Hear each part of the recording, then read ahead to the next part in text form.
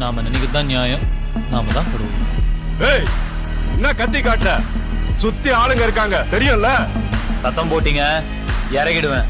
அப்புறம் ஆளுங்க வந்து என்ன பண்ண போறாங்க?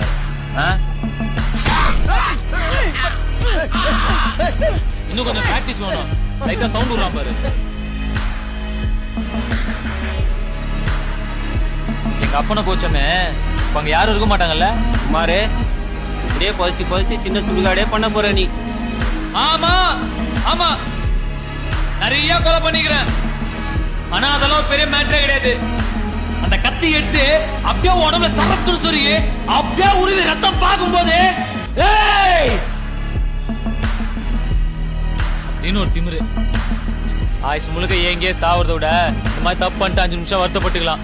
நான் மனுஷன்ப்பா, காந்திலாம் கிடையாது.